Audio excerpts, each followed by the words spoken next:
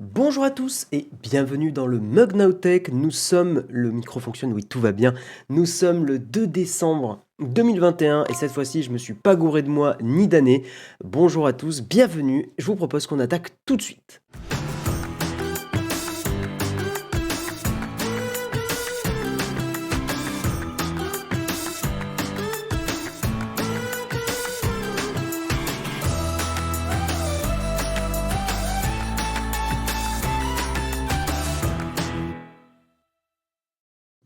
Et bonjour à tous, bienvenue dans le Mug Now Tech. J'espère que vous vous réveillez tranquillement, j'espère que tout va bien. Comme d'habitude, le jeudi, c'est moi qui fais le mug et j'aime bien prendre quelques minutes avant d'attaquer dans le kawa et dans les news. Quelques minutes pour blablater un peu, genre savoir comment ça va, est-ce que vous vous êtes bien réveillé, est-ce que vous avez bien dormi, comment se profile la journée de boulot. J'aime bien vous lire, j'aime bien enfin, découvrir un petit peu qui vous êtes, je trouve ça cool, puis ça permet de démarrer l'émission tranquillement. Ça me permet, soyons honnêtes, de me réveiller un petit peu aussi. Donc voilà, n'hésitez pas à dire un petit peu tout ça. Je regarde du fond de mon lit. Ah putain, et ce matin, je me suis réveillé, j'étais là, 5h40. Genre, je sors le téléphone, je fais, bon alors, les news, regardons un petit peu. Alors, ouais, ça c'est pas mal. Bon, ça bof. Ça peut être. La tête dans le cul. Euh, Journée de boulot en galère en perspective. Ah merde, bah ça arrive, hein. Journée de boulot comme ça. Tu sais, on en a même un Nowtech, hein. Même quand on fait un faux métier, on a des journées de boulot compliquées. Donc pas d'inquiétude. Je crois que les pires journées de boulot pour nous, je pense, c'est quand on a plusieurs lives à enchaîner. Parce que les lives, c'est très bloquant dans une journée et c'est très fatigant. Voilà, en général, 1 heure et demie de live, c'est très cramant. Surtout les lives Nowtech où en fait on parle beaucoup et où enfin, on fait du débit de parole non-stop, c'est beaucoup plus fatigant que je pense peut-être du live gaming ou des choses comme ça où on est plus dans un jeu et on commente plus au-dessus, mais de façon un peu plus, comment dire, un petit peu plus hachée, quoi. Enfin, on n'est pas obligé de commenter tout le temps. Donc ça, c'est vrai que c'est assez. Voilà, c'est pas le même exercice, hein, il y a plusieurs façons de streamer. Je réfléchissais à ça, parce que j'ai fait le live, hier chez Frandroid et c'est vrai que l'exercice de faire un talk show, et un débat, c'est pas du tout le même que faire le mug, c'est beaucoup plus impressionnant et un peu stressant aussi. C'était cool chez Frandroid, mais c'est vrai que c'est stressant parce que, il faut toujours avoir la bonne idée au bon moment, la bonne réflexion, pas se perdre dans ses pensées, donc c'est vrai que c'est un autre exercice. Le mug là, donc quand on fait le mug, on a aussi quand même l'article qui est un support visuel. 30 hype, merci à tous, ça régale, merci à Liaslu, merci à tous ceux qui sub, donc voilà. Donc c'est vrai que c'est un exercice de streaming assez différent, mais intéressant aussi, mais pas la même chose, quoi. Vraiment, vraiment très, très, très différent. Majeur dans un mois, eh ben écoute, Liaslu, c'est cool. C'est cool, tu vas pouvoir profiter de nouvelles choses et être plus indépendant, c'est chouette. Qu'est-ce que tu dis, Dexter? Endormi durant le foot, ça me frustre en ce moment, je m'endors comme un con en début de soirée. Ah, merde. Bon, après, ça arrive, hein, t'as peut-être une période un peu plus dure, puis l'hiver aide pas, clairement. J'ai travaillé 2 heures ce matin et je reprends à 15 heures tout à l'heure, à la Réunion. Ok, ok, ok. Eh ben écoute, putain, c'est cool, il y a des gens de la Réunion qui nous écoutent, c'est chouette. Le café club devant le mug, je vais pouvoir mieux suivre la petite journée aujourd'hui. C'est cool, c'est super. Rappelez-vous, à 18 heures, il y a le jeudi contributeur si vous êtes sub à la chaîne ou si vous nous typez sur Patreon, hein, point d'exclamation. Contribuer. Et il n'y a pas besoin de mettre des grosses sommes, hein. À partir de 1 euro, vous pouvez nous soutenir. Coucou Flonflon, comment ça va? Hello Jérôme. Ah oui, parce que Jérôme a mis un message, ouais. Qu'est-ce que tu dis, Techni? Je vais commencer la journée avec 1 heure de montage vidéo. C'est cool en vrai, c'est cool le montage vidéo. C'est cool. Ah, tu voulais dire majeur car. Ok, Aliasli, t'as 32 ans, très bien. Aïe aïe aïe, le petit fail dès le matin. Pourquoi je me lève si tôt? Parce que en fait, je j'habite pas vraiment à côté de là où je stream, sur Newt. J'ai envie de streamer dans un environnement un peu sympa quand même et chez moi, c'est pas, enfin, surtout en fait, c'est surtout ma chérie qui va me taper dessus si je stream, le mug parce qu'elle, elle est en train de dormir, elle va faire: «Mais, hey Guillaume, mais pourquoi tu fais du bruit avec ton clavier là? Il est 6 heures du mat!» Non, elle va me taper dessus. Enfin, elle va me gronder, voilà, pour être plus, non, non, elle va me gronder ma chérie. Si je prépare le mug à l'appart, elle va me gronder, hein, évidemment. Donc non, je me lève tôt parce que j'ai du trajet le matin à faire et voilà. Donc j'arrive à l'atelier Berthe 7 heures environ, ça dépend, à ma motivation. Si je suis très motivé, j'arrive, avant 7 heures et si je suis un peu dans les vapes, j'arrive à 7h15. Mais ça va, ça va, ça va. Anaïs, tu es mère au foyer, artisan en zone rurale. Bah, c'est cool. Merci en tout cas à toi d'être sub, c'est chouette. J'espère que l'émission te plaît. C'est cool, c'est cool. Guillaume le plus beau. C'est gentil Hugo M. Bienvenue à toi. Guillaume, homme battu. Non, non, après, non, en plus, j'ai dit ça, mais il faut pas déconner avec ça, c'est des sujets graves. Non, non, elle me gronde amoureusement. Voilà. Non, non, il faut pas déconner avec ces sujets-là. Homme battu, femme battue, c'est des sujets très tristes et très, très graves. Donc, non, non, j'utilisais le mot, elle me tape, mais il faut. Non, non, en vrai, c'est pas bien de dire ça. Alors que moi, je te soutiendrai de te lever aussitôt, cœur. Flonflon, mais tu sais que dans un univers parallèle, Flonflon, c'est une histoire d'amour entre nous deux. Tu le sais bien, je sais que tu le sais. Bon, on va attaquer, mais j'aime bien blablater avec vous un tout petit peu comme ça, un tout petit peu avant de badaille de polochon avant le mug. C'est ça, elle me jette le coussin dessus là. Bref, donc on blablate, c'est cool, mais on est là pour les news tech, vous le savez. Donc aujourd'hui, petit Sommarion, et en plus on va être on va faire un mug aujourd'hui, c'est un peu dans la continuité de Marion. Parce qu'on va parler aujourd'hui. Moi, je vais lancer le Kawa. On va faire le résumé dans le Kawa.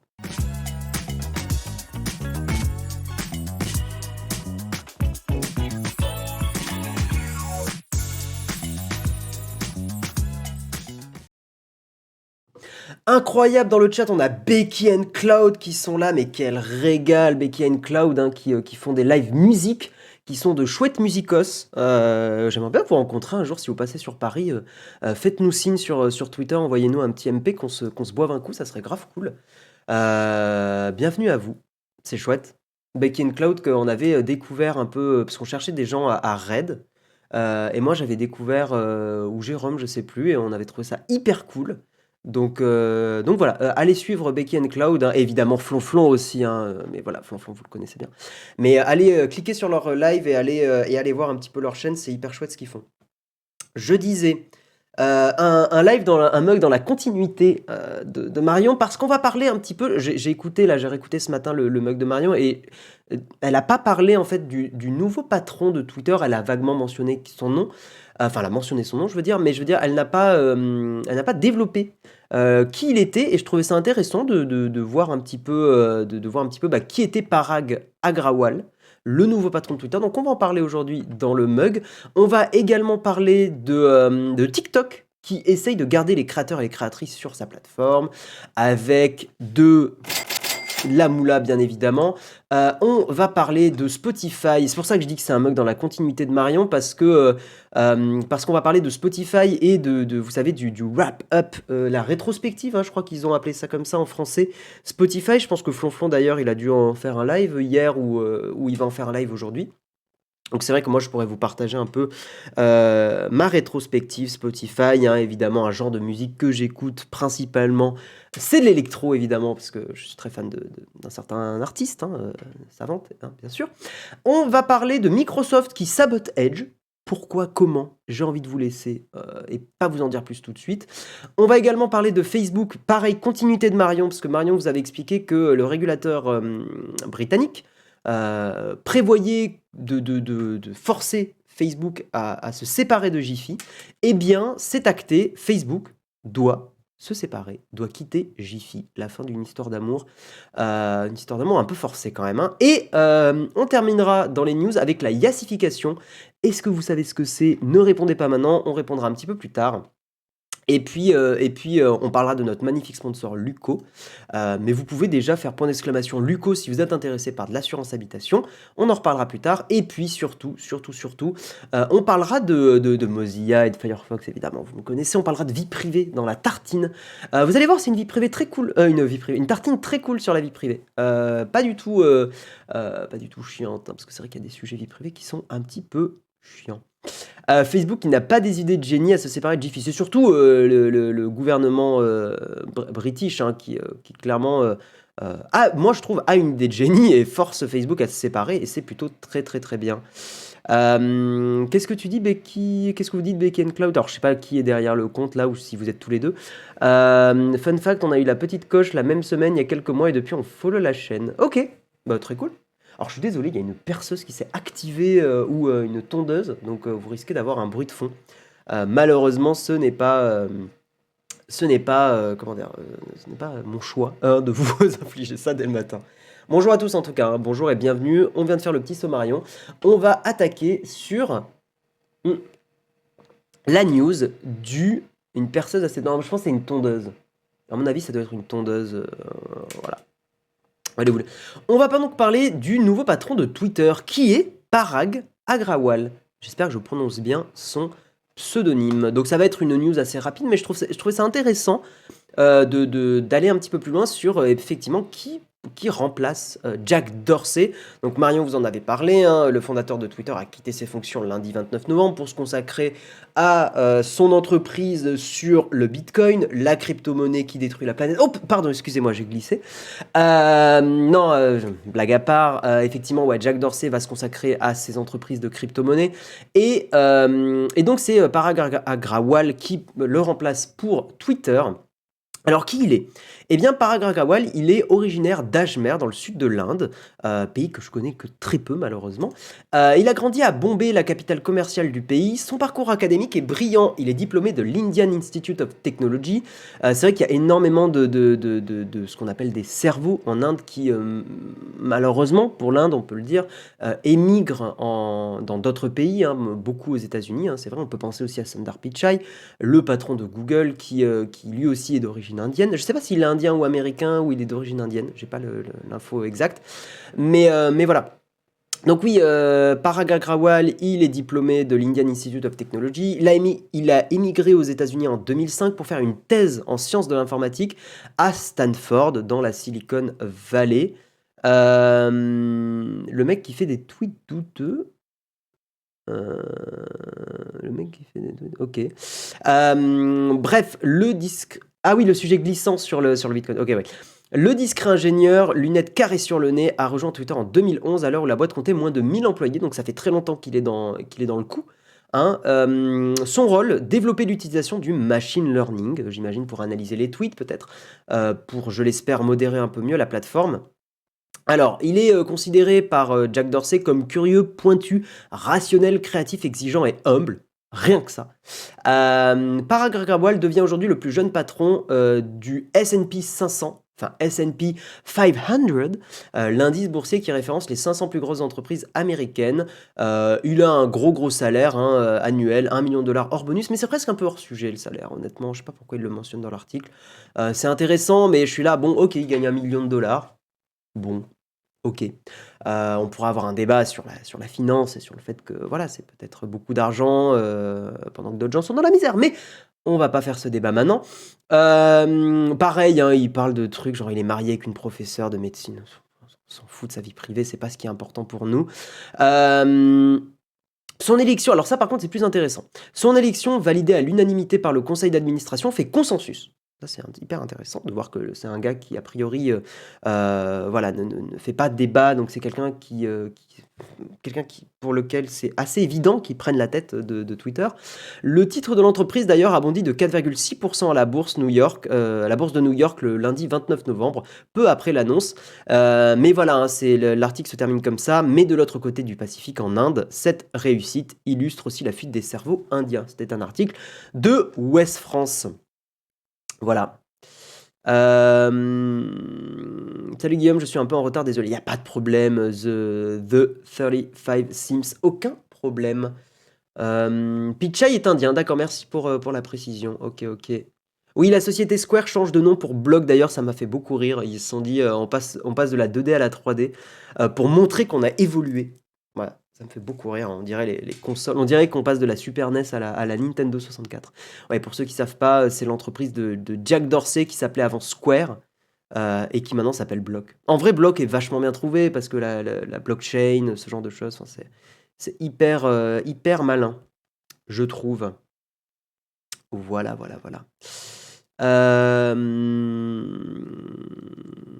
Ah oui, ok, tu disais Becky and Cloud, donc c'est Cloud ce matin. Flonflon et toi t'es passé partenaire la même semaine. On avait découvert la chaîne en regardant les stats. Ok. Merci Kylian pour ton Prime. Merci à tous de nous soutenir. N'hésitez pas à rejoindre le Discord, Discord, dans le chat. Mais vraiment, prenez le temps de le faire, de nous rejoindre. Si vous êtes sub et tout, c'est chouette. Parce que vous avez une grosse communauté. Vous pouvez vendre vos matos, vendre votre matériel tech que vous n'utilisez plus. Soyez take your time, bien sûr. Voilà. Évidemment. Bon, c'est pas une news qui fait beaucoup de commentaires. C'est vrai que on est un peu en attente. On verra ce que va faire Parag Agrawal pour Twitter. Moi, j'ai pas mal d'espoir. Je pense que le Twitter avait un côté un peu. Ça évoluait pas trop. Je pense qu'une nouvelle personne peut apporter une nouvelle dynamique. J'attends beaucoup d'une meilleure modération sur Twitter. Vous savez que la liberté d'expression totale et sans filtre n'est pas possible sur Internet. Il faut être naïf pour le croire. On a besoin de modérer absolument les réseaux sociaux. Sinon, ça part en cacahuète. Et puis, il y a une vidéo de Jean Massier qui explique bien les limites de la liberté d'expression. La liberté d'expression en France est cadrée et je trouve qu'elle est assez bien cadrée. On ne peut pas tout dire et c'est très bien. Certaines opinions, comme le racisme par exemple, ne sont pas des opinions en fait. Enfin, certains propos, j'aurais pas dû dire opinions, certains propos, comme le racisme et ce genre de choses, sont à modérer, sont à supprimer, et c'est normal. C'est le seul réseau qui a eu le cran de supprimer le compte de Trump. Il y a eu énormément de pression, pression financière aussi, flonflon. Le fait que je pense que beaucoup d'annonceurs ne voulaient pas ne voulaient pas être affiliés à Twitter après certains propos aussi. Certains propos sur les femmes aussi, notamment de l'ancien président américain. Voilà. J'arrive même pas à m'auto-modérer, alors la modération sur un réseau. Ouais, et puis c'est toujours le même problème, c'est que sur un réseau, tu n'as pas de personne qui te bloque. Tu n'as pas une personne qui te dit tiens, est-ce que tweeter ça, c'est vraiment malin? Et des fois, on réagit à chaud, et ça m'est arrivé aussi de réagir à chaud. J'ai l'impression que c'est la mode d'être raciste. Non, ça vient de la, c'est la peur de beaucoup. Enfin, on va pas faire de la sociologie aujourd'hui, mais c'est des sentiments qui viennent de peur profonde et qui sont difficilement contrôlables. C'est des réactions, je pense, presque grégaires et humaines. Voilà, mais heureusement, on a notre intelligence qui devrait passer au-dessus, ce qui n'est pas tout le temps le cas, mais effectivement, il y a c'est principalement de la peur. Revoyez Star Wars, bien sûr. La mode, c'est pas d'être de gauche. Oh non, vraiment pas. Bref, on va pas faire ces débats-là. Qu'est-ce que tu dis, Laurent? Parag Agrawal a rejoint l'entreprise en 2011 en tant qu'ingénieur publicitaire, prenant finalement le titre de directeur technique en 2018. Merci pour les précisions, c'est hyper intéressant. C'est pas mentionné dans l'article, c'est dommage.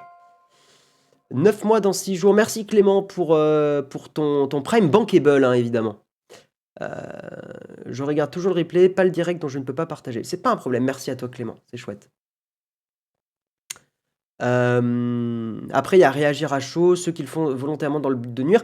Tu as aussi les comptes on va dire, de géopolitique aussi, ça c'est hyper intéressant. Il y a beaucoup de comptes sur Twitter qui sont là uniquement pour pourrir le débat médiatique. C'est connu, c'est l'astroturfing, ce genre de pratique.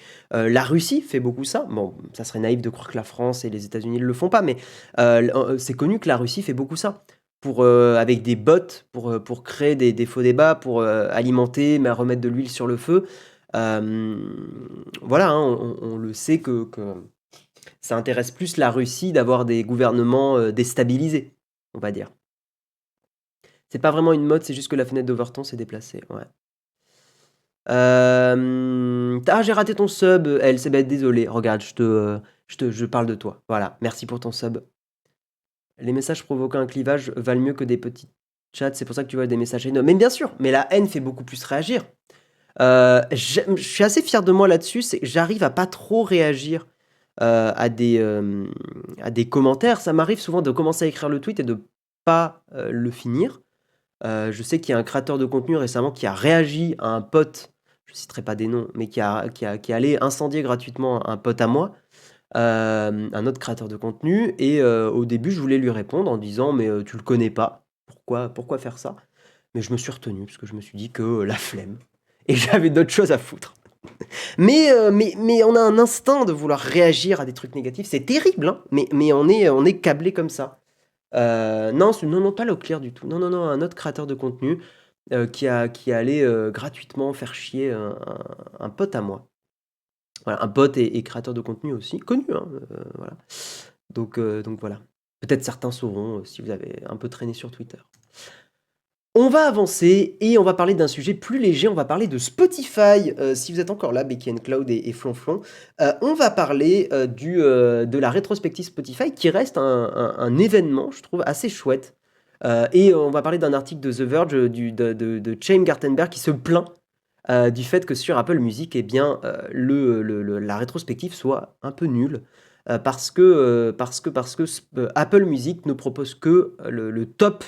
Alors, je sais pas si c'est le top 100, je crois que c'est le top 100 des morceaux que vous avez le plus écoutés dans l'année, alors que Spotify, voilà, va vous proposer, et on va faire ma rétrospective Spotify ensemble. N'hésitez pas à partager un peu vos genres et morceaux que vous avez le plus écoutés. Qu'est-ce que le chat Nowtech écoute? Ça, j'avoue que c'est assez intéressant. Moi, typiquement, les genres musicaux que j'écoute le plus. Alors, attendez, j'essaye de retrouver. Je crois que j'avais fait un screenshot. Ouais. Ce que j'écoute le plus, c'est. Est-ce que le focus va se faire? Oui, c'est une caméra Sony, donc le focus se fait évidemment très très bien. La Complextro, le New Disco, le hip-hop français. J'aime pas trop la police qu'ils utilisent là, je trouve ça un peu dégueulasse. Mais ça a un style aussi, mais j'aime pas du tout. Donc le hip-hop, Qu'est-ce qu'ils écrivent? La house progressive et le chill-up, ça me représente assez bien. En même temps, assez logique, hein, j'ai envie de vous dire. Donc ouais, la Complextro, c'est en gros de l'électro avec des mélodies un peu plus travaillées. La New Disco, bah, c'est un peu, ouais, mon côté un peu funky. Petite ligne de basse, petite guitare électrique en mode ting ting ting oui. Voilà, ça c'est typiquement mon style de musique. Des groupes comme Parcells, comme le dernier album de Daft Punk, enfin voilà, beaucoup de choses comme ça, Jamiroquai et tout. C'est ma came totalement. Du hip-hop français, j'écoute beaucoup, beaucoup de rap et de hip-hop français aussi. Euh, Typiquement, j'écoute encore beaucoup IAM, j'écoute encore. Qu'est-ce que j'écoute comme morceau de hip-hop français?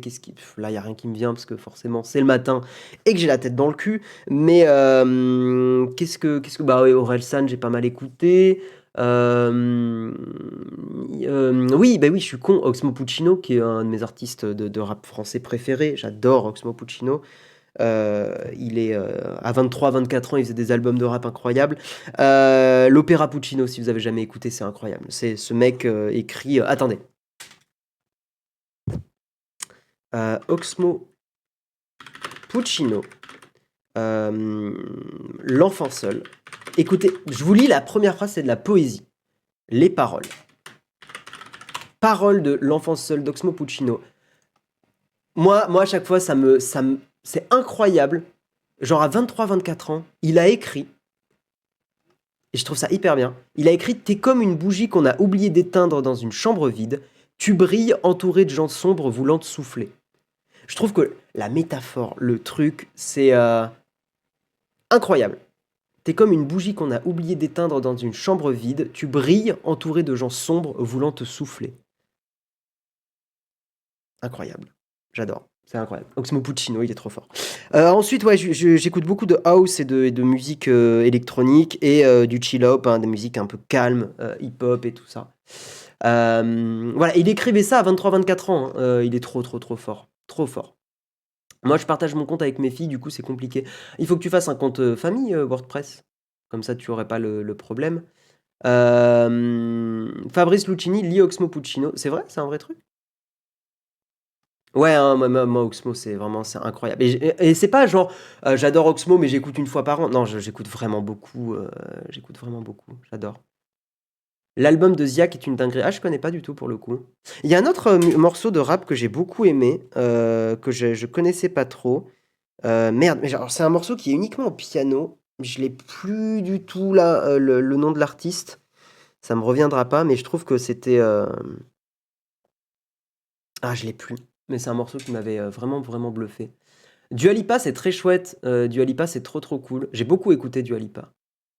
C'est qui IAM? C'est une vanne ou pas?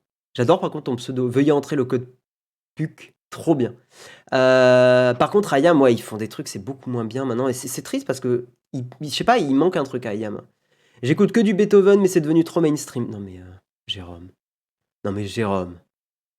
Tu sais ce que ça me donne quand j'entends ça, Jérôme, je suis très fier d'avoir dit ça un jour. J'ai exclu les vieux. Non, je te taquine.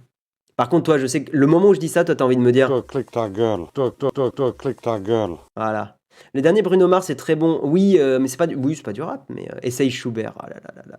L'album de Dua Lipa, deuxième le plus écouté au monde, parce que en fait, je trouve qu'il est simple et efficace, l'album de Dua Lipa. Et simple, pas dans le côté péjoratif. Donc voilà, pour mes artistes les plus écoutés. Putain, j'aurais dû faire un screenshot, mais je vais remettre ma rétrospective. Mais c'est ça qui est génial avec Spotify, c'est qu'ils ont réussi à événementialiser une année d'écoute de musique. Et ça, j'avoue que c'est trop trop trop bien. Alors attendez, c'est vers la fin, je crois qu'il y a le récap total. Merci, blablabla, partagez. Ah oui, voilà. Un de mes artistes que j'écoute le plus, c'est évidemment Savante. Et c'est vrai qu'il y a un artiste que j'ai découvert grâce à Dina, qui est dans l'équipe Nowtech, c'est Toby Lou. T-O-B-I, plus loin, Lou, L-O-U, qui est un rappeur américain, ou britannique, je crois qu'il est américain. Et il a un flow incroyable, c'est trop trop trop trop bien. Voilà. Après les morceaux que j'ai le plus écoutés, il y a du Savante, donc de la musique électronique, il y a du Dubbing Corporation, c'est du reggae, parce que j'écoute beaucoup de reggae, j'adore ça, Flonflon là, qui est en train de mourir intérieurement. Tokyo Machine, effectivement, et Back in the Game de Airborne. Pourquoi Back in the Game, qui est un vieux morceau? Parce que j'ai adoré Cobra Kai, la série qui est la suite de Karate Kid, qui est trop bien. Regardez Cobra Kai, c'est une de mes séries préférées. Elle est sur Netflix, elle est trop cool. Ouais, Cobra Kai, c'est un plaisir. Si vous avez aimé Karate Kid, rematez les films avant. Je vous vraiment rematez les films avant de mater Cobra Kai, parce qu'il y a plein de refs. Moi, j'ai vu que le premier Karate Kid et il y a plein de refs que j'avais pas. Donc, j'avoue qu'il y a 2-3 trucs que j'ai loupés. J'ai entendu Dubbing Corporation, j'ai une absence de quelques secondes. Je valide Cobra Kai. Après, alors attention, Cobra Kai, genre, il y a 2-3 trucs mal joués des fois, il y a des acteurs qui sont pas incroyables, mais il y a une vibe dans la série que je trouve trop cool. Toby Lou. Ouais, mais écoutez Toby Lou, c'est trop bien. T-O-B-I, plus loin, Lou. Spotify est pas mal pour ça, mais je trouve que Rune Labs va plus loin et meilleur, mais le prix fait mal. Ouais. Si on enlève les chansons enfants, mon top artiste, c'est le groupe Cowboy Fringant, pas jeune, mais très bon. Bah, t'es pas obligé d'écouter des trucs nouveaux, hein. En fait, la musique, c'est très personnel. Vous pouvez écouter ce que vous voulez. De toute façon, parce que je suis pas votre père ou... Donc, de toute façon, vous écoutez ce que vous voulez.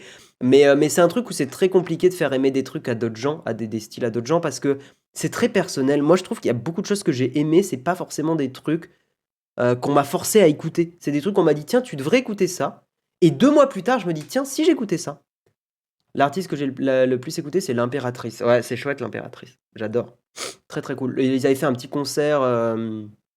Ils avaient fait un petit concert pendant le confinement qui était trop trop bien. Spotify, le problème, il n'y a pas d'equalizer. Ah, ça m'a jamais gêné ça, tu vois, Sir Newt. Bon bref, et donc l'article de The Verge qui se plaint et qui dit « Cher Apple, copiez Spotify s'il vous plaît ». Ouais, Apple Music, ils sont à la bourse. C'est pour ça que je suis quand même content d'être revenu sur Spotify. Et aussi le fait que je le paye pas cher du tout, Spotify. Hein, parce que je suis dans une famille. Donc voilà. Voili voilou. On va avancer. Moi, t'as le mug et du jazz en fond sonore, ça va très bien. Ouais, je pense que le jazz se marie bien avec le mug. Comme c'est une émission du matin. Par contre, si vous voulez, je vous mets de l'électro et une voix de forain. Hein, ça vous dit que je fasse ça?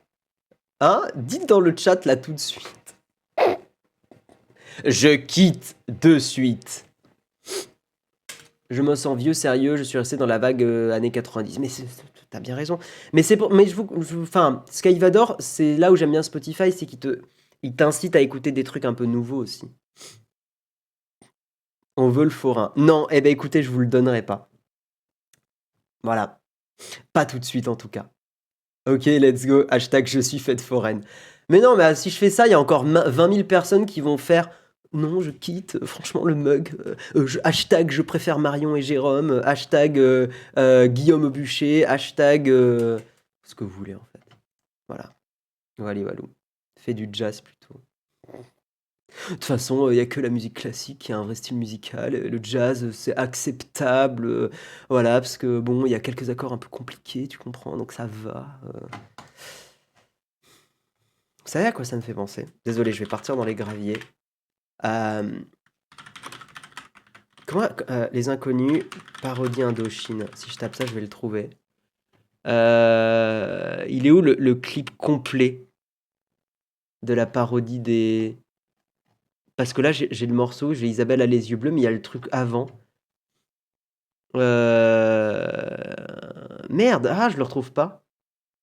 Je le retrouve pas du tout. Le moment que je voulais vous montrer, c'est le moment où ils font un accord de guitare, ils sont en mode waouh, trop bien, waouh, comme ça, là, genre dring, genre waouh, waouh, waouh, l'accord de guitare. Et le problème, c'est que j'ai déjà fait ça dans ma vie en plus. Et j'avoue, j'ai honte. Attendez, sketch, Indochine. Après, j'enchaîne sur la prochaine news, on va parler de Microsoft Edge, évidemment. Mais non, je l'ai pas. J'ai pas le truc en entier, ils l'ont peut-être pas mis sur YouTube. C'est pas grave, on va avancer. On va avancer. C'est pas vice-versa. Ah, c'est vice-versa où ils font waouh, l'accord de musique incroyable. Je sais pas, j'ai le souvenir que c'était quand c'était Indochine. Oui, t'as raison, c'était partenaire particulier, mais c'est pareil quoi. Les Inconnus, Indochine, So 90. Ah bah au contraire, je perds pas la moitié du chat FR Jess. Je garde le chat. C'est au milieu de la chanson. Bon, on va pas perdre de temps et le faire maintenant, on le fera peut-être à la fin de l'émission. C'est au milieu de la chanson. Ah putain, vous avez raison. Ah, vous avez tellement raison. En vrai. Guillaume, tu es disqualifié pour les records du mug les plus longs, tu pars tout seul dans les graviers. Attends, quoi? Attends, on me reproche ça? Et on reproche pas ça à Jérôme?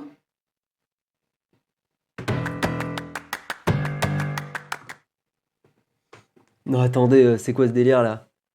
Attendez, c'est quoi? C'est... Ok. Ok. Ok. Je continue le mug avec la voix de forain. Alors, Microsoft Edge. Non, c'est bon, je l'ai fait 2 secondes. Ah, calmez-vous, calmez-vous. Microsoft Edge.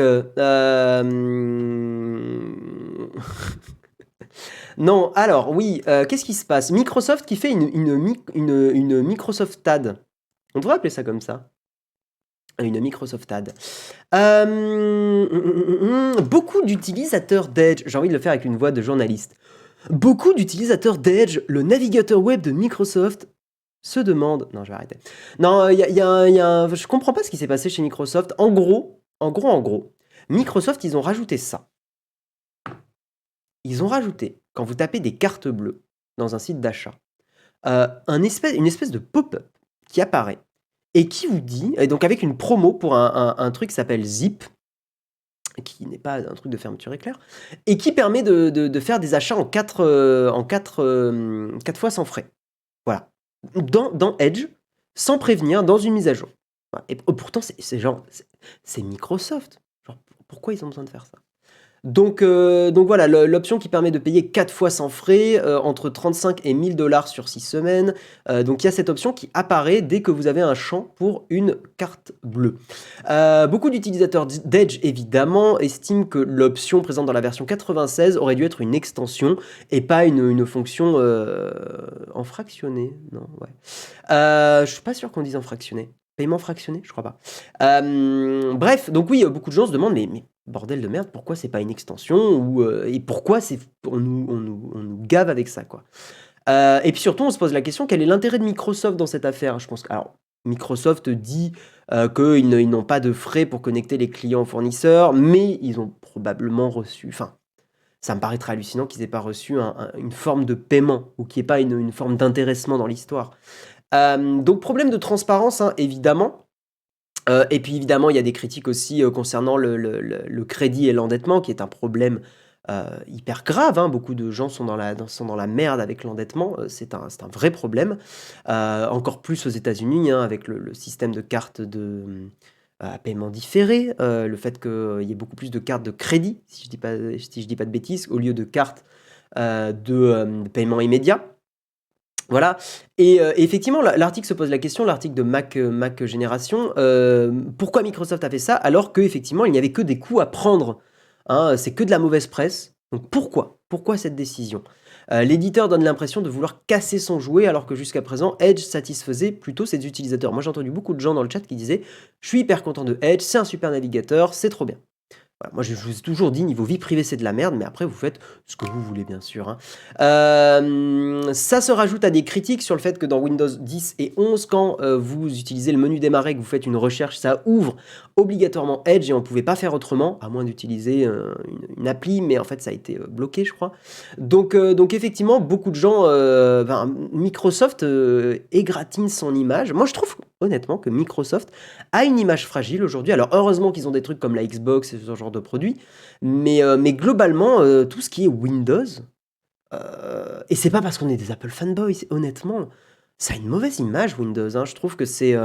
Enfin, de mon point de vue, hein, je trouve que c'est un produit qui se coltine une image de produit pas terminé, qui est un peu bancal, qui est globalement utilisé uniquement parce que c'est compatible avec des vieux trucs et des jeux. Mais à part ça, moi honnêtement, si mes jeux étaient compatibles Mac, jamais je réutiliserais Windows aujourd'hui. Genre jamais, jamais, jamais. Et je vous l'ai toujours dit, moi si je pouvais utiliser Mac ou Linux au quotidien, je serais hyper content. Force est de constater qu'il y a des trucs qui ne tournent que sur Windows, hein, typiquement Battlefield. Mais si Battlefield était compatible Linux ou Mac, mais jamais je reviendrais sur Windows. Genre si je peux fuir Windows, je serais hyper content. Étant développeur aussi, clairement Windows n'est pas une plateforme adaptée au développement, même si ça va mieux. Mais moi, si je peux développer sur Linux ou au boulot, j'avais que du Linux, moi. Hein. Du Linux et du Mac. Jamais j'utilisais Windows. En gros, le PC qu'on m'a fourni quand j'étais à mon boulot, j'ai vite installé un Pop OS et j'étais hyper content. Pop OS, c'est une distrib Linux. Donc voilà, je sais pas. Je vais poser la question, tiens. Gérer un sondage, nouveau sondage. Votre image... On va parler de Windows, hein. Votre image de Windows. Windows. 3 petits points. 3 petits points. Alors, Windows ou j'aime bien.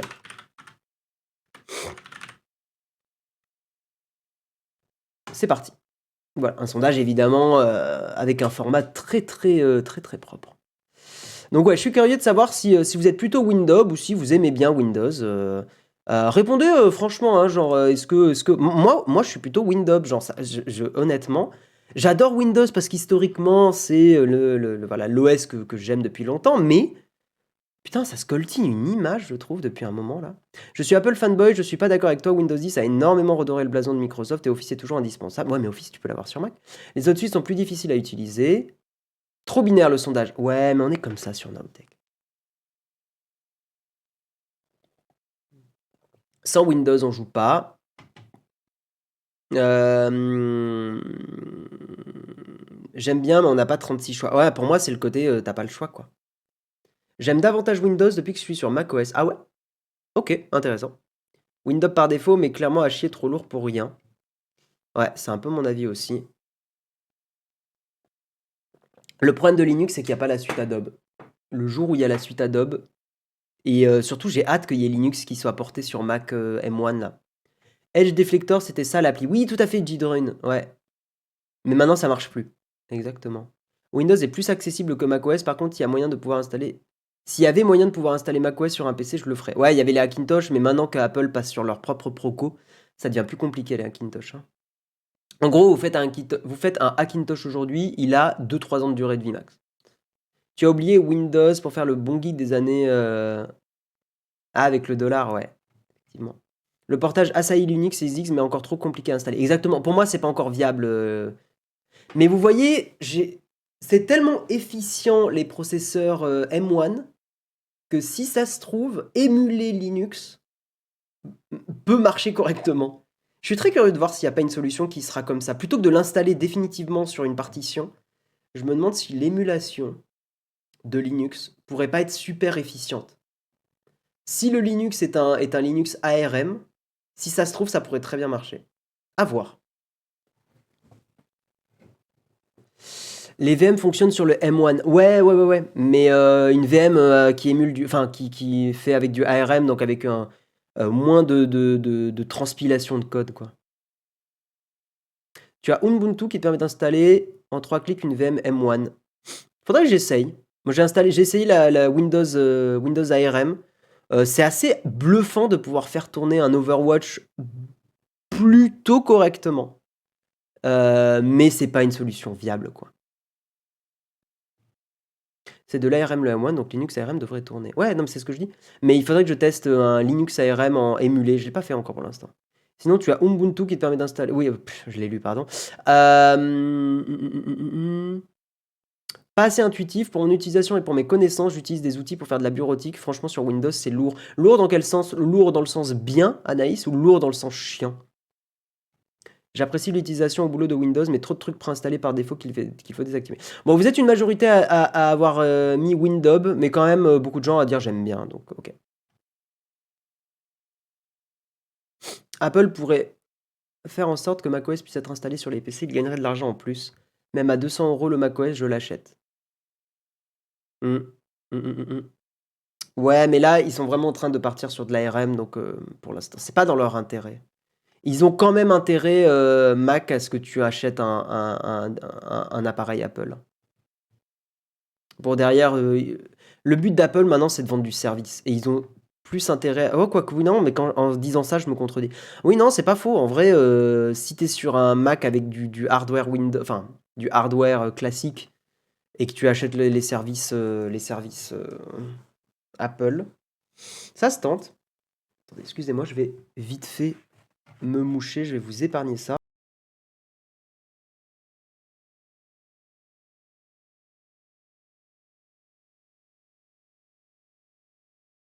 Ouais, le problème de Linux, c'est qu'il faut beaucoup chercher pour certaines choses. Non, mais après, Linux, je trouve honnêtement que c'est pas encore user-friendly, hein. Il y a encore beaucoup de trucs à faire en ligne de commande. Si tu maîtrises pas la ligne de commande sur Linux, c'est galère, quoi.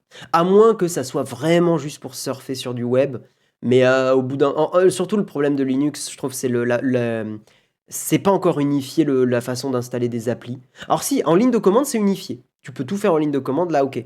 Mais en GUI, en GUI, en Graphical User Interface, c'est pas du tout encore unifié. Donc c'est pour ça, même à mes parents, je conseillerais jamais un Linux.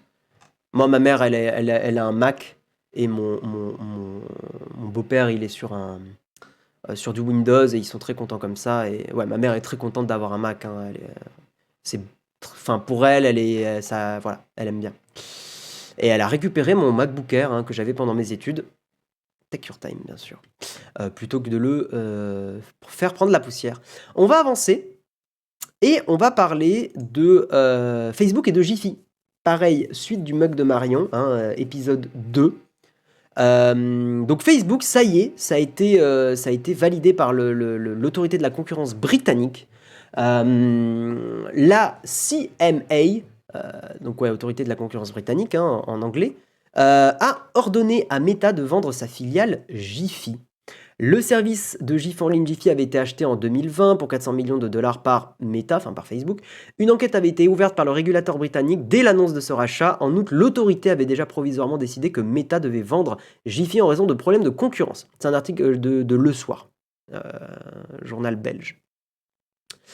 Mais la décision finale devait avoir lieu début décembre. Une première amende de 60 millions d'euros avait entre-temps été infligée à Facebook en octobre parce que Facebook ne s'était pas séparé de Jiffy pendant l'enquête. Le régulateur avait estimé que ce rachat posait un problème de concurrence car Meta aurait pu couper l'accès aux GIF à ses rivaux et exiger... en fait, c'est ça le problème principal. C'est ça qu'il faut retenir. Pourquoi l'autorité de régulation ne veut pas de cet achat, c'est que Meta, en achetant, aurait pu couper l'accès aux GIF à ses rivaux, aussi avoir de la data, hein, et exiger à des plateformes comme TikTok ou Snapchat qu'elles remettent plus de données pour y accéder, renforçant ainsi son pouvoir. Cela aurait également pu favoriser Facebook, parce que c'est vrai que Jiffy est presque indispensable aujourd'hui pour faire des GIFs. Je crois qu'il y a Ténor aussi qui fait des GIFs, si je dis pas de bêtises. Mais bref, cela aurait pu également favoriser Facebook dans la publicité en ligne, ouais, avec de la data. Je cite l'autorité de la concurrence britannique. Le panel indépendant de la CMA qui a examiné la fusion a conclu que Facebook pourrait augmenter sa part de marché déjà importante par rapport à d'autres réseaux sociaux en limitant ou empêchant l'accès à d'autres plateformes aux GIF. Facebook et ses filiales WhatsApp et Instagram comptent déjà 73% du temps d'utilisation passé sur les réseaux sociaux au Royaume-Uni. Hallucinant quand je vois ça. Je vous rappelle, 30 minutes par jour sont passées sur Facebook en moyenne dans le monde. C'est hallucinant. Un porte-parole de Meta a déclaré que le groupe... Ah oui, donc ça c'est la fin de l'article. Un porte-parole de Meta a déclaré que le groupe désapprouvait et comptait faire appel. Bah, évidemment. Depuis quand le gouvernement britannique peut donner des directives à une entreprise américaine? C'est la question que je me suis posée. Est-ce que des gens dans le chat savent le pouvoir effectif et coercitif qu'a l'autorité de régulation britannique? En fait, je me suis renseigné, Jiffy est une entreprise américaine. Donc, à partir de ce principe-là, quel est le pouvoir de l'autorité britannique? Est-ce que vraiment ils ont les capacités de bloquer cet achat? C'est lié à l'Organisation mondiale de la santé. Ah bon? L'OMC, peut-être tu voulais dire, l'Organisation mondiale du commerce. Ah oui, ok, ouais. Ouais, l'OMC t'a confirmé. Abus de position dominante étonnant. Non, Jiffy, c'est pas français, c'est américain, j'ai vérifié. C'est pas en France qu'on aurait une instance similaire pour dire ça. Oh, il faut pas être anti-France comme ça, Ben XP. C'est pas vrai, hein. On peut quand même reconnaître à la France d'avoir, essayé, mais de taxer les GAFAM, d'avoir la taxe GAFAM, qui s'est répercutée malheureusement sur les utilisateurs et les consommateurs. Mais la France est quand même très très très en avant pour essayer de réguler, de taxer les GAFAM. C'est eux qui ont quand même ouvert le pas et c'est ce qui fait qu'aujourd'hui, tu as une taxe obligatoire sur les grosses entreprises américaines de 15% minimum. Je pense que ça vient en partie de l'initiative française. J'avoue, je sais pas, mais comme Facebook est présent sur leur sol, ouais, mais Facebook pourrait très bien juste pas intégrer Jiffy au Royaume-Uni, tu vois. En France, on n'a pas les couilles de rendre ce genre de décision. Putain, c'est marrant, vous êtes très anti-France. Je suis pas d'accord, moi. Je suis pas du tout d'accord. La France a un grand pouvoir d'influence aussi sur l'Europe, hein. Il y a énormément de personnes en France qui ont bossé sur le RGPD. Non, il faut pas être anti-France comme ça. Prenez le temps de mieux vous renseigner. Je suis assez convaincu qu'en prenant le temps, on se rend compte que la France a été quand même, présente pour essayer de réguler les choses. C'est juste qu'il faut pas oublier que les GAFAM ont un pouvoir énorme et un pouvoir plus fort que l'État français, et qui est un autre problème. Voilà. On a mis des belles amendes avec le RGPD. Ça fait cool d'être anti-France en matière de tech et industrie, t'inquiète. Ciao Technisavoir. Justement, le gouvernement britannique a quitté l'Europe, donc il ne peut plus faire appliquer les lois anticoncurrentielles européennes. C'est une bonne question. Est-ce que le RGPD s'applique au Royaume-Uni? C'est une question auquel je n'ai pas la réponse. Ouais, comme le dit Vincent, c'est pas faux. On a interdit Wish, hein. En France, on a quand même un pouvoir encore sur des plateformes et des sites d'e-commerce. Donc c'est plutôt une bonne remarque, je suis assez d'accord. Le RGPD, c'est le règlement général sur la protection des données. C'est ce qui fait aujourd'hui que tu as des pop-up chiantes sur tes sites web. Non, c'est ce qui fait qu'en gros, il y a une meilleure régulation sur les données collectées par des services et des entreprises. C'est ce qui fait que par défaut, maintenant, les entreprises doivent te prévenir sur les données qu'elles vont récolter sur toi. Et aussi, par défaut, elles doivent ne pas récolter de data. Enfin, au moins, à minima uniquement, elles vont récolter les datas qui sont utiles pour faire fonctionner le service, mais des données à des fins publicitaires, par exemple, elles ne peuvent pas te forcer. Beaucoup d'entreprises ne respectent pas ça. Mais le RGPD, normalement, force les entreprises à être comme ça. Excusez-moi, je vais boire un petit coup d'eau. Oui, c'est interdit, mais c'est tellement facile à contourner avec des VPN. Ouais, mais le grand public, c'est pas utiliser un VPN, Anthony. Oublie pas que utiliser un VPN, toi, ça te paraît simple. Ma mère, je lui dis ça, elle pète un câble. Genre, elle comprend pas. Elle comprend même pas ce que c'est un VPN. Et c'est pas méchant envers ma mère, c'est que elle est pas dans ce domaine-là, tu vois. Ça me fait beaucoup rire, Tiffany, que t'as écrit Wesh au lieu de Wish, et c'est très drôle.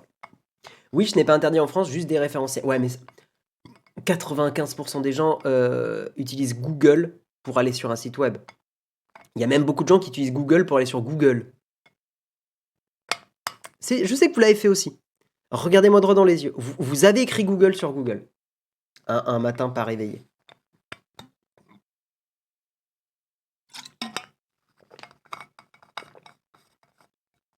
Donc voilà, donc ouais, je suis très curieux de savoir quel est le pouvoir d'influence de l'autorité britannique. J'avoue que j'ai essayé de googler le truc, j'ai pas trouvé.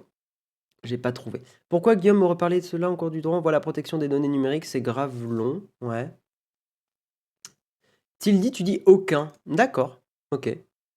Tu as de l'expertise, tu as une info là-dessus. Parce que le problème, c'est que j'aimerais bien te croire, mais j'aimerais. Question de loi internationale, ok. Pas d'extraterritorialité des lois, c'est normalement interdit par les lois internationales. Bah ouais, c'est ce qui me fait dire que je comprends pas comment l'autorité de concurrence britannique peut bloquer ça. Donc à voir, wait and see. On vous en reparlera dans le mug, bien sûr. T'inquiète, un vendeur Fnac croit que VPN c'est NordVPN, mais pas un truc IPsec ou OpenVPN. Oui, mais même OpenVPN, tu vois, c'est un truc méga de niche. Donc voilà. Non, les lois américaines sont extraterritoriales, CF l'affaire Alstom. C'est pour ça que je me méfie. Alors, enfin, voilà, on adore vous lire le matin, mais c'est vrai que souvent dans le chat, tu poses une question et t'as au même moment une personne qui va dire oui et une autre qui va dire non. Donc c'est pour ça que je me méfie. Si tu tapes Google dans Google, tu peux détruire Internet. Ouais, prouvé, scientifiquement. Vilain coquin. Il est drôle ton pseudo, j'aime bien. Bref, nous allons avancer et nous allons parler de la yassification, ce phénomène qui déferle sur les réseaux sociaux. Bon, c'est un article de Combini, alors je sais pas à quel point c'est connu, mais en gros la yassification, c'est le fait de passer dans dans une appli qui s'appelle FaceApp, que vous connaissez peut-être, des personnalités et des portraits, et ça donne cet effet-là. Cet effet un peu poupée plastique. Et donc l'article de Combini s'interroge un petit peu sur des questions de société, mais je trouve ça effectivement assez intéressant. Donc il y a un compte en fait qui s'appelle. Moi je trouve ça fait un peu. Il y a un côté un peu uncanny valley, un petit peu qui fait peur. Mais donc qu'est-ce que. Ah, du coup, tu fais pas l'article sur TikTok et Creator Next? Ah merde, je l'avais pas ouvert. Ah oui, non, j'étais censé le faire, excusez-moi. On va en parler juste après. Oui, parce que ça, en plus, il est important l'article sur TikTok. Je vais passer très rapidement sur la yassification. Donc oui, qu'est-ce que c'est? Donc oui, sur les réseaux sociaux, mais principalement sur Twitter, il y a eu beaucoup de photos de célébrités qui ont été transformées avec un côté voilà très très poupée, avec des longs cils, des sourcils épais, des extensions de cheveux et tout ça. Et il y a un compte Twitter qui s'appelle YassifyBot, qui n'est pas un robot d'ailleurs. C'est apparemment une personne de 22 ans qui vit aux États-Unis, qui s'amuse à faire ça et qui essaye de faire réfléchir un petit peu sur des sujets de société, sur voilà, sur des questions de genre, hein, homme-femme, sur des questions effectivement de rapport à la beauté et tout ça. Le terme Yassify, ça vient du terme Yass en anglais, qui est en fait un équivalent du mot yes, mais un peu en mode stylé, quoi. Genre yes. Voilà. Et c'est ce que j'en comprends en tout cas. Moi, j'avais jamais entendu Yass et Yassify. C'est la première fois que j'entends. Donc oui, hein, il y a beaucoup, beaucoup de choses comme ça. Et effectivement, donc il y a des questions sur le genre, sur la fluidité des genres. J'avoue que c'est des sujets que je connais mal, donc je vais pas m'exprimer plus que ça là-dessus. Sur la culture drague aussi, hein, pareil, je vais éviter de m'exprimer là-dessus parce que c'est des choses que je connais pas très très bien. Mais effectivement, moi je trouve par contre qu'il y a des réflexions sur les critères de beauté aujourd'hui, sur le fait que sur les problèmes mentaux que ça peut engendrer aussi, hein, on en parle beaucoup, mais on sait que beaucoup d'ados et beaucoup de jeunes femmes sont beaucoup beaucoup touchées par les effets de comparaison, par des problèmes mentaux sur le fait de ne pas se sentir belle, de ne pas se sentir en adéquation avec les standards de beauté. C'est très dangereux pour le mental. Et on tient à rappeler aujourd'hui, évidemment, dans le mug, que c'est hyper normal de pas avoir un corps parfait. C'est hyper normal comment dire, de pas avoir une peau parfaite tout le temps. Que ça soit qu'on soit des hommes et des femmes, hein, c'est hyper normal d'avoir des poils, c'est hyper normal de plein de choses. Il n'y a pas de honte à avoir là-dessus. La société a tendance à vouloir créer des corps parfaits. Hashtag la société, hein, hashtag ça fait réfléchir. Non mais voilà, c'est important de le rappeler, hein, c'est dur parce qu'on voit beaucoup de corps hyper parfaits sur les réseaux sociaux et en tant que, même moi, en tant qu'homme, le fait d'être un homme pas grand, le fait d'être un homme pas musclé, c'est des trucs qui m'ont beaucoup affecté psychologiquement. Voilà, c'est des choses que je vous dis aussi dans le mug parce que c'est important. C'est des choses même enfin voilà, c'est con, hein, mais effectivement, le fait de ne pas être un homme très très grand, enfin, c'est des choses qui affectent beaucoup. Le fait d'avoir beaucoup de personnes beaucoup de youtubeurs qui se musclent à fond et tout, c'est des trucs qui affectent énormément parce qu'on est un être social qui se compare tout le temps. Donc, c'est des questions qui sont intéressantes. Et je trouve que ce conte, Yassify Bot, alors il y a des trucs assez marrants là, par exemple, comme ça, mais je trouve qu'il fait un peu réfléchir sur ces questions-là, sur le rapport à la beauté, sur le rapport au corps. Donc voilà. Mais je trouve ça intéressant et c'est marrant de voir effectivement des portraits qui sont changés. Alors celui-là m'a fait beaucoup rire. Ça vient d'une anecdote, enfin de quelqu'un qui avait refait le portrait de Mona Lisa, je crois que c'était ça l'histoire, mais il l'avait refait de façon dégueulasse et ça avait donné ça. Et je trouve que passer dans le bot Yassify, c'est très très drôle. Voilà. Voilà. Donc je voulais vous parler de ça, je trouvais ça assez intéressant. Vous savez qu'on parle de tech, mais qu'on parle aussi forcément de sujets de société, de sujets politiques. Donc voilà, je suis pas du tout d'accord avec toi, Lolilol. Les féministes disent qu'il faut pas faire de body shaming. Déjà, les féministes, il n'y a pas les féministes, voilà. Comme les hommes, il n'y a pas les hommes, comme voilà. Et les remarques sur les hommes petits, elles s'en foutent, c'est pas vrai. C'est pas vrai du tout. Tu as énormément de femmes qui font pas de remarques sur les hommes petits. Mais même, c'est une majorité. C'est juste que quand tu vois une personne dire j'aime pas les hommes petits, ça t'affecte personnellement. Mais je te garantis que c'est pas la majorité. La majorité, vraiment, je te le dis, Lolilol, la majorité s'en foutent. Honnêtement. C'est important pour une partie, mais la majorité s'en foutent. C'est Jésus, pas Mona Lisa. Ok, merde. Je me fais chier. C'est Jésus. Oui, c'est Jésus. Oui, non, il faut pas. Douceur des îles, très très beau pseudo. Et tu as l'air d'être un compte vérifié. Je sais pas ce que tu fais en stream, mais en tout cas, j'aime beaucoup ton pseudo. La taille, les muscles, les cheveux, on a nos problèmes par rapport aux standards aussi, les hommes. Bien sûr, bien sûr, bien sûr. Après, je sais que dans les études qui étaient montrées sur les réseaux sociaux, les femmes souffraient plus des problèmes, de problèmes mentaux liés aux réseaux sociaux. Mais effectivement, ça affecte tout le monde et c'est important d'en parler, qu'on soit homme, femme, ou ni homme ni femme d'ailleurs, hein, parce qu'il y a des personnes qui ne se sentent ni l'un ni l'autre. Mais aller Guillaume en enfer, ça c'est fait, ouais. Mais oui, d'ailleurs, il faut pas croire, les femmes, les petites femmes peuvent souffrir aussi de leur petite taille. Croyez pas que c'est que les hommes qui peuvent souffrir de petite taille. Donc voilà, attention à ne pas voir les problèmes que dans notre prisme de vision. On a tendance à vite être agacé par ce genre de choses et à le prendre personnellement. Mais croyez pas, c'est très dur. Il y a des choses qui peuvent être mentalement très dures sur le physique pour les hommes et les femmes. Et c'est juste qu'on s'en rend pas forcément compte. C'est connu, la crucifixion de Mona Lisa. Non, Jérôme, on va pas te relancer sur Jésus. T'as eu ta période Jésus, calme-toi. Voilà, mais c'est intéressant. Voilà, Julia le dit très justement, un homme se fait pas agresser dans la rue parce qu'il est trop petit. Oui, après ça peut arriver aussi, Julien, le côté homme chétif fait que, enfin voilà, moi je sais que j'ai un pote à moi, mon meilleur poteau, qui mesure 2 têtes de plus que moi et qui est un peu baraque. Il s'est jamais fait emmerder dans la rue et ça peut arriver par contre effectivement quand tu fais mec un peu moins baraque, d'être un peu plus emmerdé aussi. Mais effectivement, voilà, les nanas se font 40 000 fois plus emmerder dans la rue. Demandez à n'importe quelle femme, elle vous confirmera la chose. Voilà.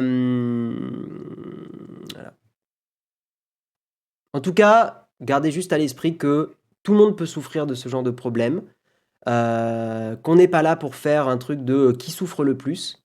Et je trouve ça important de parler de tous ces sujets-là. Et je trouve ça chouette qu'on en parle plus. C'est voilà, tout simplement. Et il y a même aujourd'hui des podcasts masculins. Alors j'ai plus de nom en tête de podcast. Je crois que c'est un truc genre les couilles sur la table ou quelque chose comme ça. Mais il y a des hommes aussi qui parlent de ce genre de problème. C'est intéressant. Mais je vous invite en tant qu'homme aussi à écouter des femmes s'exprimer sur ces sujets-là.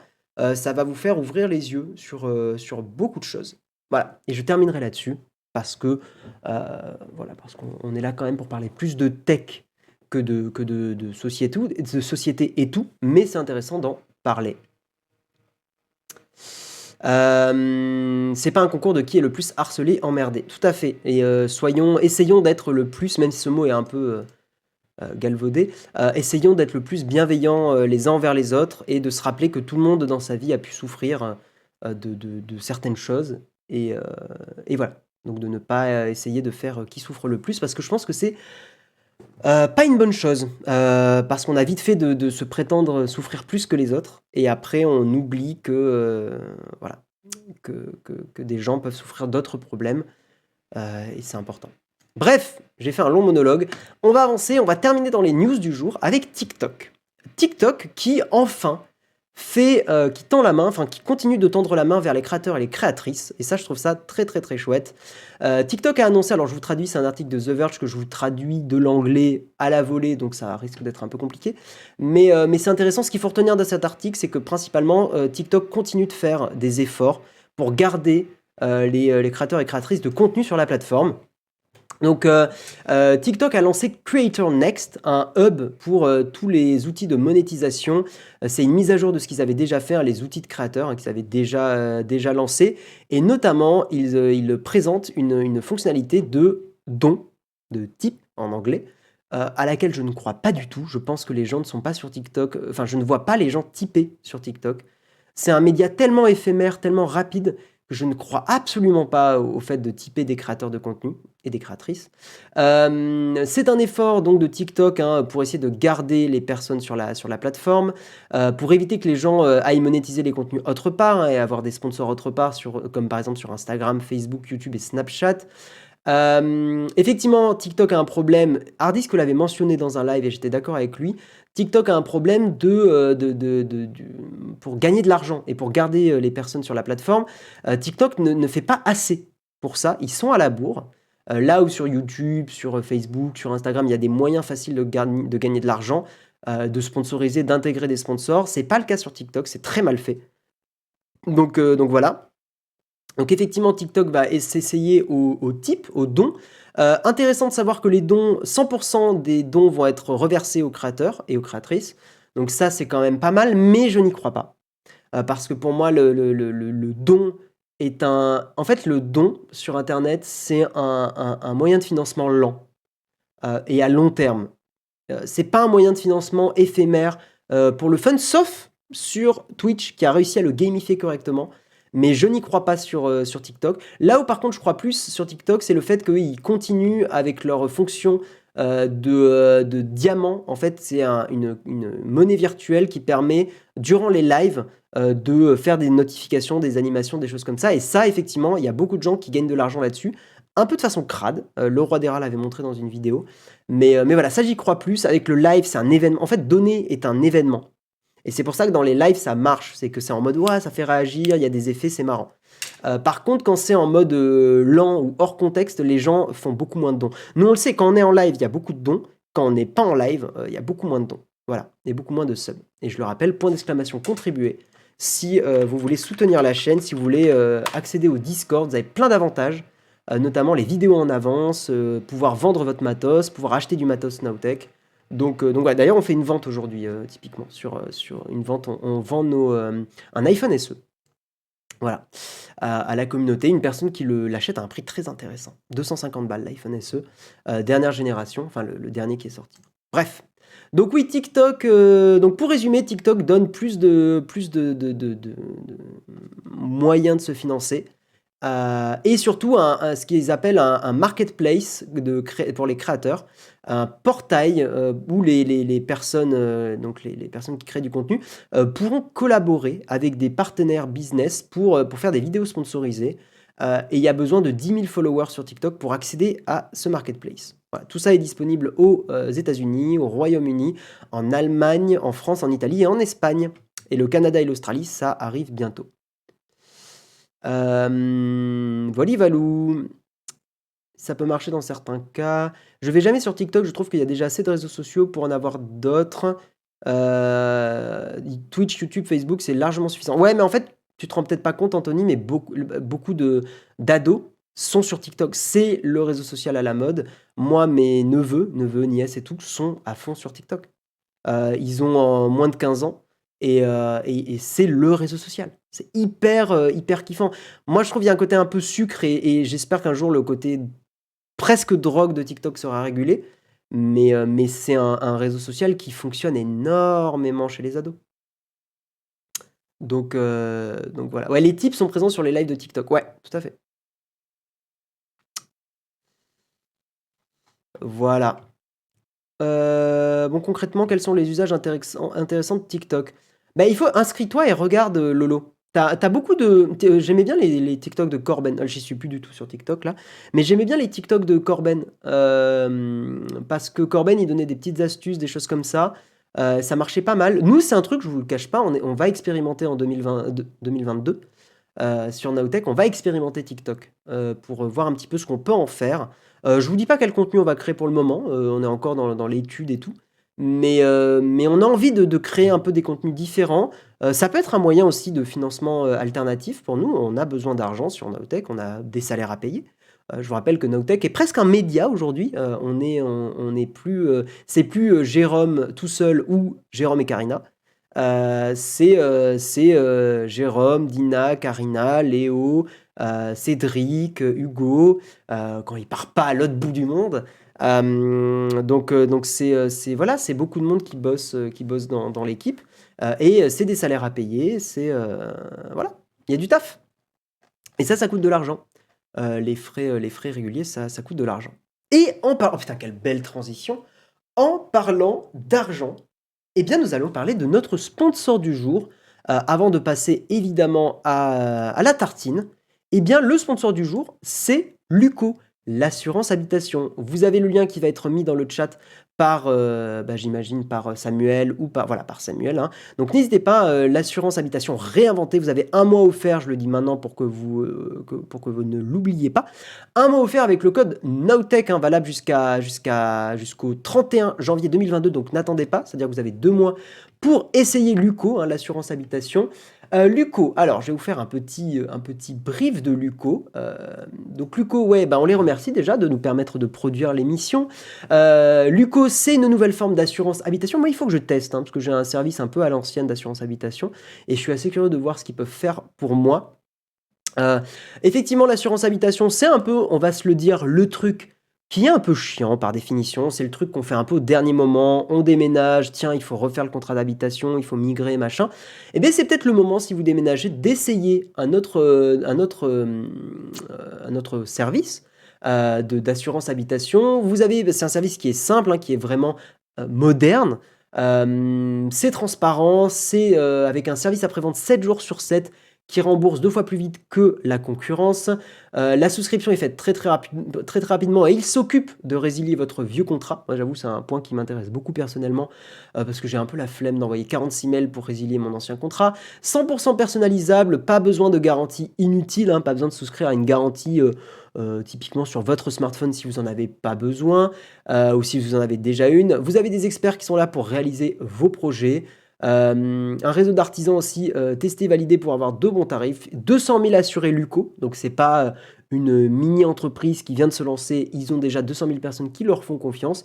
Et puis voilà, on les remercie. Hein, c'est grâce à eux que ça nous permet de produire une émission gratuite pour vous. Et ça régale. Et voilà pour Luco. Voilà, donc n'hésitez pas à aller voir, à aller tester. Si vous cliquez sur le lien, si vous testez Luco, même si dans le futur vous revenez en arrière parce que ça peut peut-être ne pas vous convenir, c'est un moyen de soutenir Nowtech. Nous, on est sûr que ça va vous convenir, voilà, parce que nous, on a regardé un peu Luco et c'est très chouette, mais ça peut ne pas vous convenir. Mais en tout cas, si vous testez grâce à notre lien, si vous cliquez, ça soutient l'émission, ça coûte pas plus cher pour vous. Vous pouvez regarder un peu leur service, hein, je vous montre d'ailleurs maintenant. Mais voilà, vous avez les produits, résidence secondaire. Nous, par exemple, il n'y a pas un service yacht, hein, pour Nowtech, typiquement. Ils devraient créer un service yacht, hein, vraiment, là, j'avoue que ça manque. Non, mais voilà, vous avez les services, hein, résiliation, ancien contrat. Tout est expliqué. Voilà, hein, nos services, gestion des sinistres. Vous avez un endroit où vous pouvez taper votre adresse, dégâts des eaux. Tout est expliqué, point à point. C'est moderne, le but c'est que ça vous évite le stress en cas de sinistre, et ça régale. Voilà. Voilou. On va passer maintenant à la tartine, c'est parti.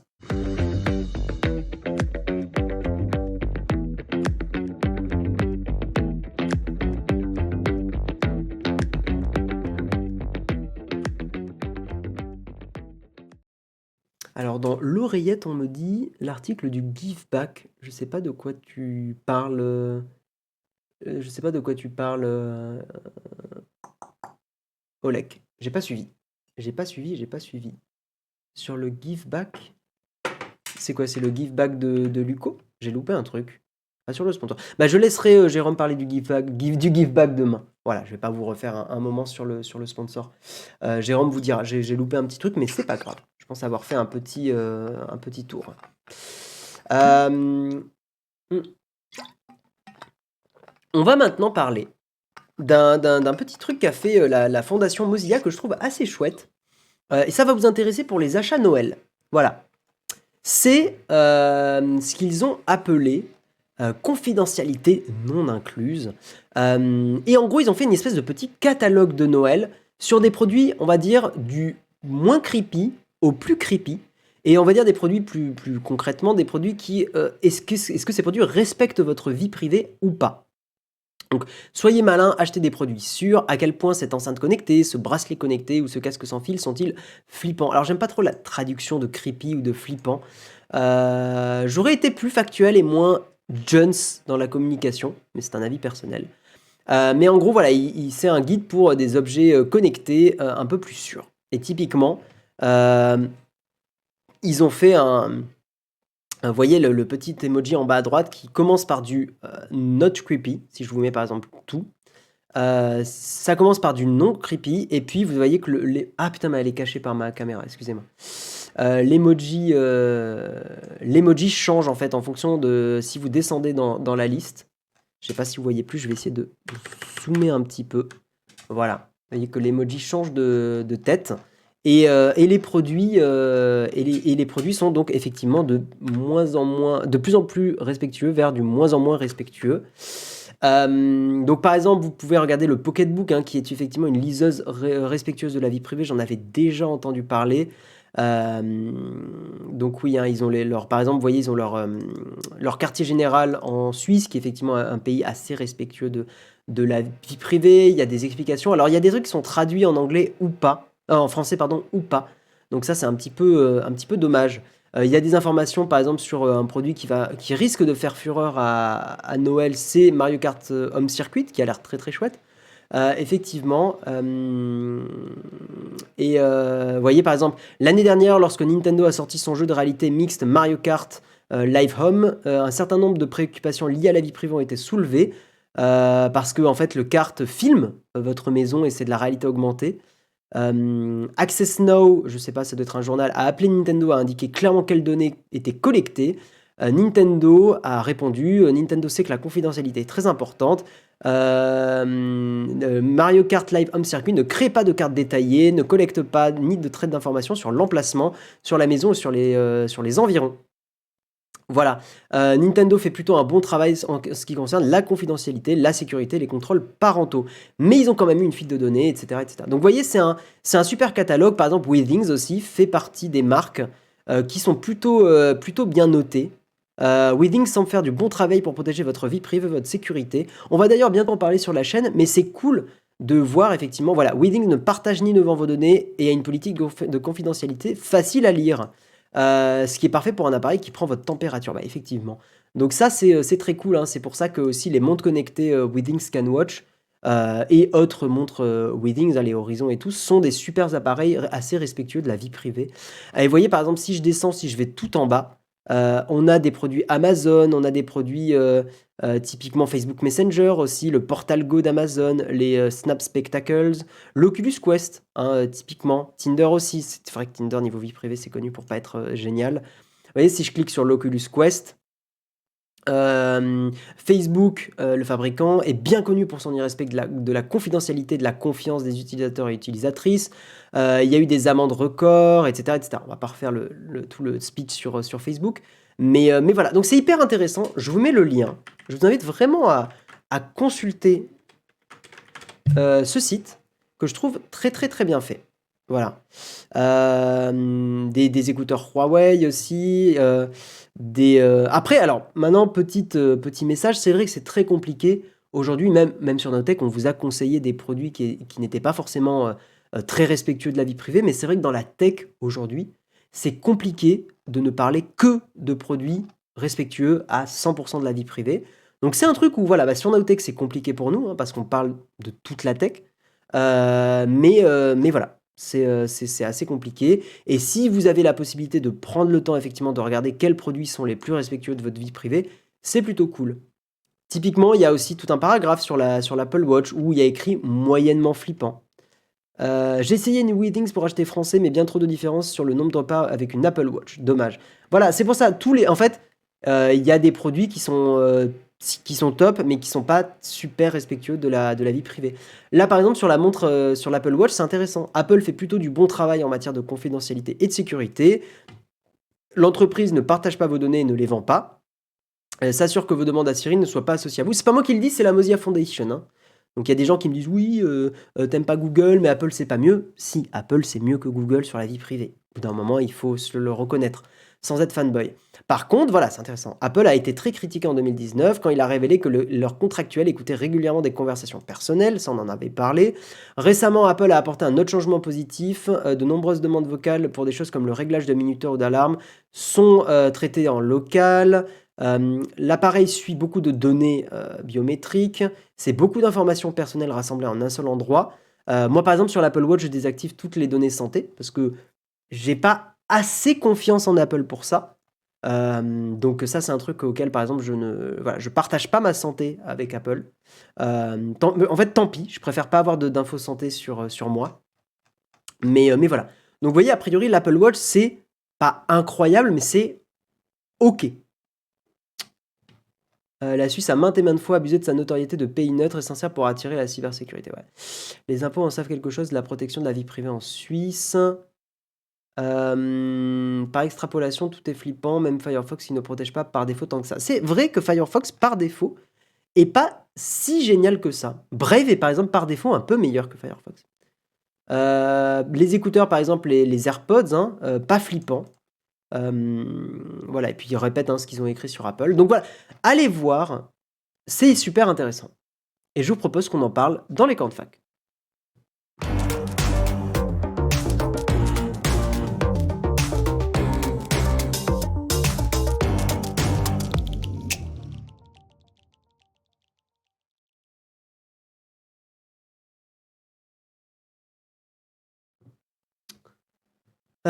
Qu'est-ce que tu dis, Anaïs? Je réponds aux appels des sociétés qui veulent auditer notre entreprise. Jusqu'à présent, la seule question qu'on m'a posée, c'est notre disponibilité. On ne m'a jamais demandé d'envoyer des photos de travaux réalisés ou de communiquer les coordonnées de clients susceptibles de donner un retour sur nos prestations. Je vois pas où tu voulais en venir. Tu réponds à quoi, Anaïs? Excuse-moi, j'ai pas suivi. Cool, il propose d'une état de mots. Par extrapolation, tout est flippant. Non, c'est pas vrai, JPEG au kilomètre. Les liseuses, par exemple, typiquement même les liseuses Amazon, en fait, tu peux très bien tout faire en offline. Tu peux très bien copier les EPUB directement sur la liseuse et donc ne jamais être connecté au service Amazon, et Amazon peut ne pas récolter de données quand tu te mets en hors ligne. A contrario des Alexa et des trucs comme ça qui sont toujours en ligne. Ouais. Même Firefox ne protège pas. Oui, il ne protège pas du fingerprint. Ouais. Un avis sur DuckDuckGo. C'est très bien DuckDuckGo. Moi, j'aime beaucoup. C'est mon moteur de recherche principal. Et ils ont une page de vie privée très très bien. Je vous montre ça. DuckDuckGo. C'est très très bien fait, DuckDuckGo. Et c'est pour ça que je vous recommande beaucoup. DuckDuckGo. Vie privée. Putain, j'ai cherché ça sur Bing. Évidemment que ça va pas marcher. Attends, DDG. DuckDuckGo. Attendez, protection de la vie privée. Il l'explique pas sur la page d'accueil. Je vais la retrouver là. Recherche privée. Cours intensif. Qui sommes-nous? Politique de confidentialité. Alors le seul problème par contre, c'est qu'elle est en anglais. Ça, j'avoue que c'est un peu dommage. Why you should care. J'aimerais la retrouver. DuckDuckGo vie privée. Je sais plus où je l'avais lu, mais il y avait un endroit où je l'avais lu, je trouvais ça hyper clair.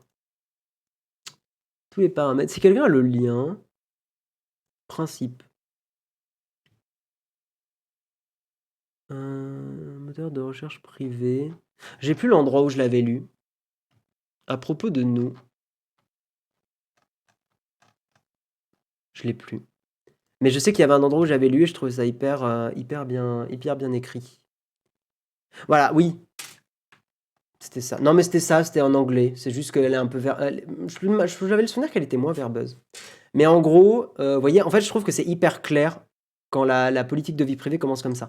On ne collecte ou on ne partage pas vos informations personnelles. En gros, c'est notre vie privée résumée. Voilà. Et le reste de la page explique pourquoi vous devriez faire attention.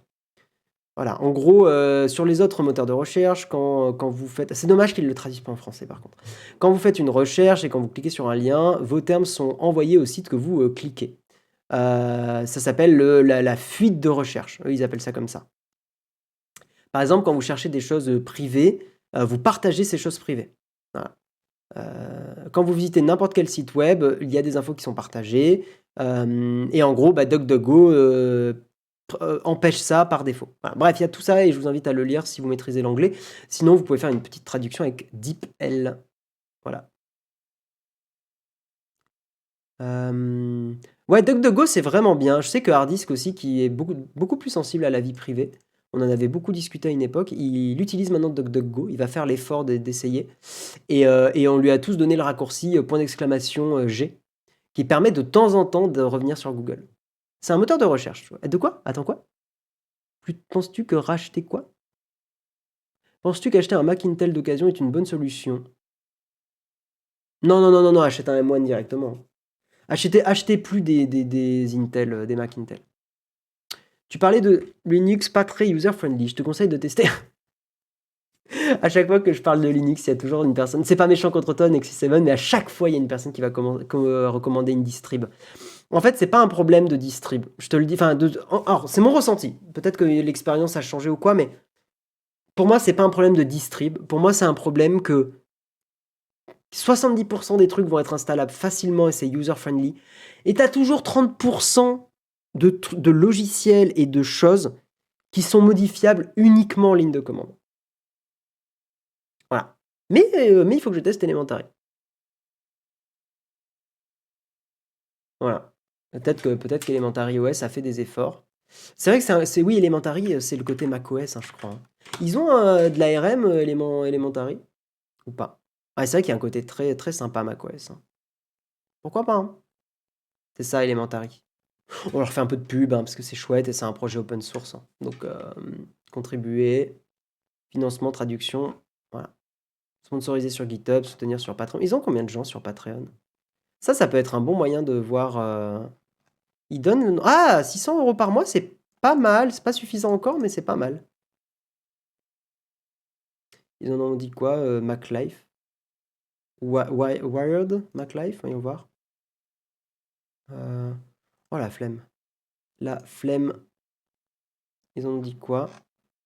Ouais, c'est sympa. J'aime pas trop les icônes en bas, par contre, je trouve ça un peu laid. Mais... Oh, il n'y a pas plus de screens que ça? Oh, il doit y avoir des screens sur le site. Ouais, oui, on peut en fait, on peut l'acheter ou le télécharger, ouais.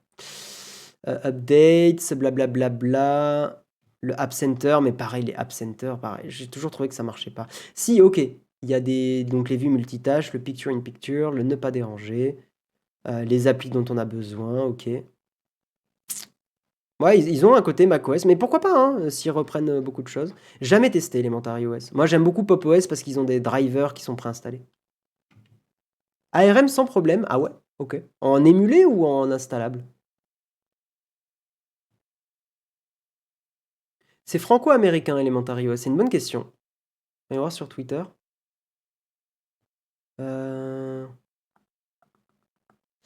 C'est une bonne question. Ils sont qui? Qui sont-ils? Blog, boutique. Ils n'ont pas une FAQ. Presse, marque, OM, privacy, équipe. Daniel Forêt, ok. Oh, mais ça va être trop bien qu'on l'interviewe, Daniel Forêt. Ce serait trop cool. Faudrait que j'essaye un peu et qu'on l'interviewe. C'est cool déjà parce que c'est une femme, donc ça peut changer un petit peu. Et non, et puis ça doit être incroyable d'avoir la fondatrice comment dire, d'une distribution Linux. Ce serait trop bien. Trop intéressant, je trouve. Ça, ouais, ce serait trop cool. Vous savez quoi? Je vais le noter. Je vais le noter sur Discord. Voilà. iPhone 13 ou 13 mini? Ça dépend si tu veux un max de batterie ou pas. Mais en fait, si tu t'en fiches un peu de la batterie, prends le 13. Prends le 13 mini. Si vraiment t'es hyper sensible à avoir une grosse batterie, prends le 13.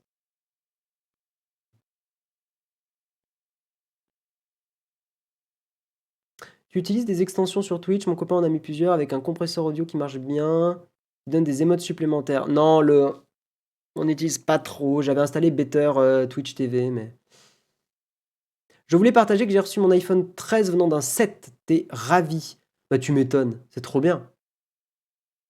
Malgré l'attrait du Pro, je pense que je vais... Pas, que tu vas pas utiliser tout. Non mais c'est très bien que t'aies pris un 13, il est très bien. Il est très léger en plus, le 13, c'est hyper agréable. Donc c'est Debian. Ok.